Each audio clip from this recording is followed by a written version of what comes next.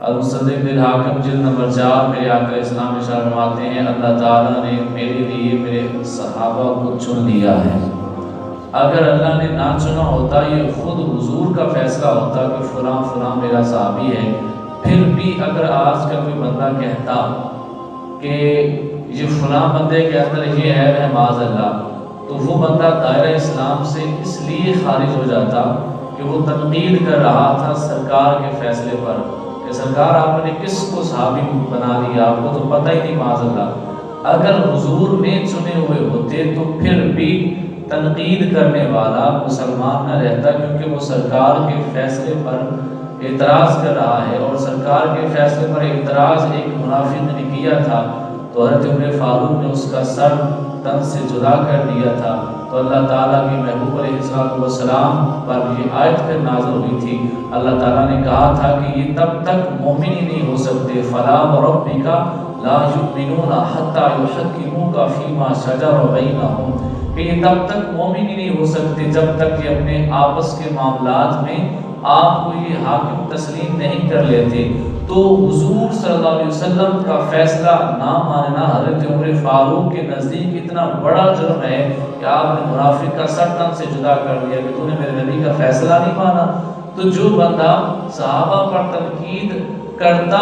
سرکار نے اگر چنے ہوئے ہوتے، وہ پھر بھی مسلمان نہ رہتا، کیونکہ اس نے سرکار کے کیے ہوئے فیصلے پر اعتراض کیا ہے۔ لیکن یہاں تو معاملہ اس سے بڑا ہوا ہے۔ اللہ کے نبی فرماتے ہیں میں نے اپنے صحابہ کو خود نہیں چنا، میرے رب نے چن لیا ہے۔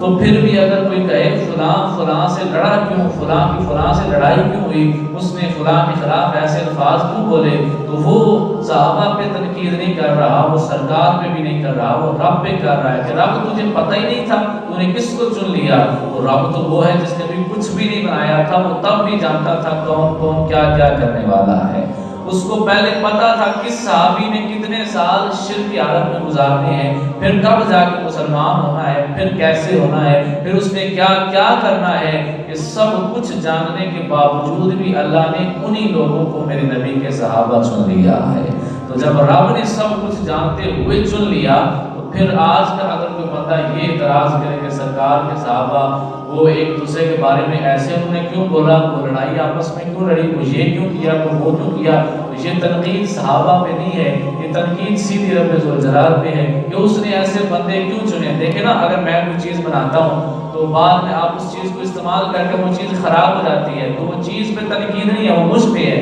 کہ میں نے ایسی چیز بنائی کیوں جو کارآمد نہیں تھی، جو خراب ہو گئی، جو فائدے مند نہیں تھی، میں نے کیوں بنائی۔ تو اگر سرکار علیہ السلام کے صحابہ معاذ اللہ وفادار نہ ہوتے تو پھر سیدھا اعتراض رب کی ذات پہ ہوا کہ اس نے ایسے دیے کیوں اپنے نبی کو صحابہ، کہ وہ ایسا معاذ اللہ کرتے رہے۔ حقیقت بات یہ ہے کہ میرے نبی علیہ السلام کے صحابہ اتنی بلند شان والے ہیں، اتنے بلند شان والے صحابہ